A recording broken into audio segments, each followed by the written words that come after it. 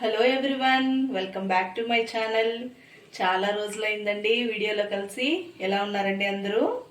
నిన్న విజయదశమి కదండి, అందరికీ విజయదశమి శుభాకాంక్షలు అండి. లేటుగా చెప్తున్నందుకు క్షమించండి, ఏమనుకోకండి. ఇవాళ అయితే మనము ఎంతో రుచికరమైన గండి చేపల పులుసు అయితే తయారు చేసుకుందాం.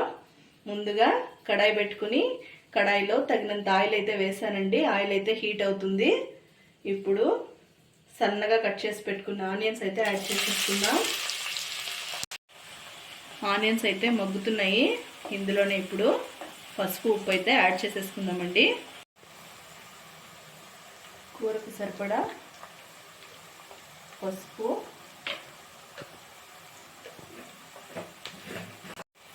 అలాగే ఉప్పు అయితే కూడా ఇప్పుడే యాడ్ చేసేస్తున్నానండి. అంతా కూరకు సరిపడా ఉప్పుని, తగినంత ఉప్పు అయితే చూసి వేసి అంతా ఒకసారి బాగా మిక్స్ చేసుకుని ఒక 5 పచ్చిమిర్చి అయితే యాడ్ చేసేసుకుందా.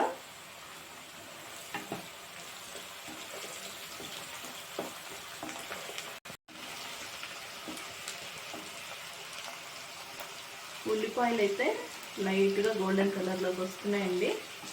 ఇంకా కొద్దిగా వేగాలి. వేగిన తర్వాత టమాటా అయితే యాడ్ చేసేసుకుందాం. ఆనియన్స్ అయితే బాగా మగ్గిపోయాయి. టమాటా అయితే యాడ్ చేసేసుకుందాం.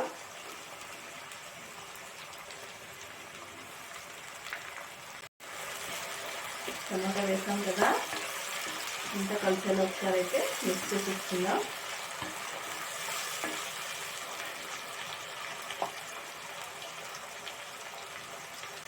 టమాటాలు అయితే బాగా మగ్గుతున్నాయి కదా, ఇప్పుడే సరిపడా కారం అయితే యాడ్ చేసుకుందాం. అలాగే తగినంత ధనియాల పొడి,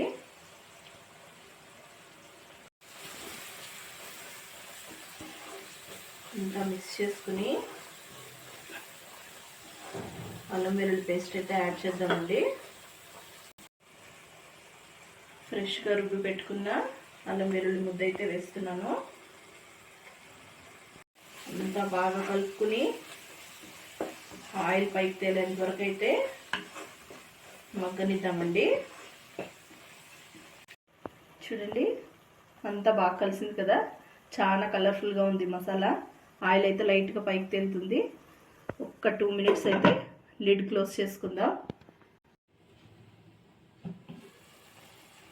చూడండి, ఆయిల్ అయితే బాగా పైకి తేలుతుంది. ఇప్పుడు ఇందులో ఫిషెస్ అయితే యాడ్ చేసేసుకుందాం.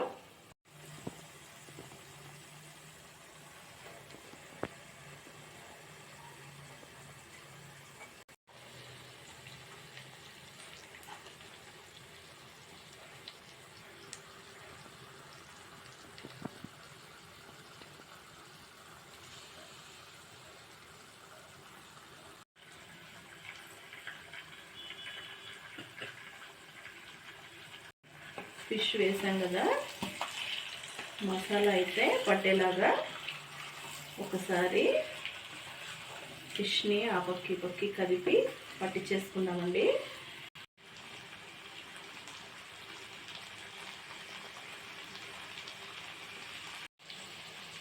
మసాలా పట్టేలాగా బాగా కలుపుకున్నాం కదా, ఇప్పుడైతే చింతపండు పులుసుని యాడ్ చేసేసుకుందాం.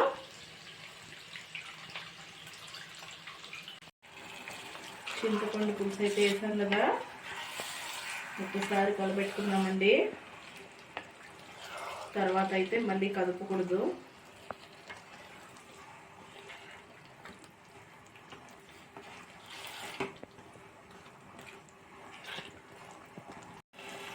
చింతపండు పులుసు అయితే పోసాం కదా, ఆయిల్ అయితే పైకి తేలుతుంది. ఇప్పుడు తగినంత వాటర్ అయితే యాడ్ చేసేసుకుందాం.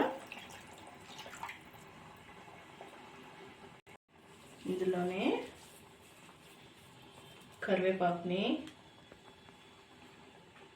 అలాగే కొత్తిమీరని యాడ్ చేసుకుందాం. ఈ స్టేజ్లో యాడ్ చేయడం వల్ల మంచి ఫ్లేవర్ అయితే వస్తుందండి. అలాగే చిటికెడు గరం మసాలా యాడ్ చేస్తున్నాను.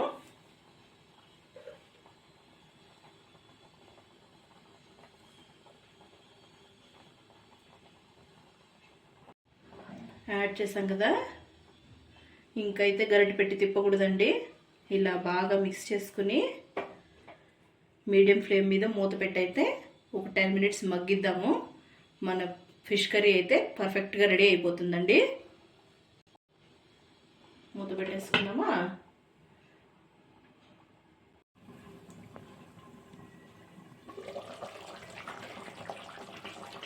యమ్మీ ఫిష్ కర్రీ అయితే బాగా రెడీ అయిపోయింది. ఇకైతే దించేసుకుని సర్వ్ చేసేసుకుందామండి. ఆయిల్ చూడండి బాగా తేలింది కదా, పర్ఫెక్ట్గా అయితే ఉడికిపోయింది. దించి మన ఫిష్ కర్రీని సర్వ్ చేసుకుని ఎలా ఉందో చూద్దాం. ఇంతేనండి, ఎంతో టేస్టీగా ఉండే మన గండి చేపల పులుసు అయితే రెడీ అయింది. అందరికీ మన ఈ వీడియో నచ్చినట్లయితే అందరూ లైక్ చేయండి, షేర్ చేయండి. Please everyone subscribe to my channel. అలాగే ఒక ఇంపార్టెంట్ విషయం అయితే మీతో షేర్ చేస్తున్నానండి. ఏంటంటే నిన్నటితో మనకి 1000 మంది సబ్స్క్రైబర్స్ అయితే అయ్యారండి. అందరు సబ్స్క్రైబర్స్కి పేరు పేరున ధన్యవాదాలండి. ఇలాగే మన ఛానల్ అందరూ ఆదరిస్తూ బాగా లైక్స్, షేర్స్, అలాగే అందరూ మన ఛానల్ని సబ్స్క్రైబ్ చేసుకుని ఆదరిస్తారని కోరుకుంటున్నానండి. Thank you all.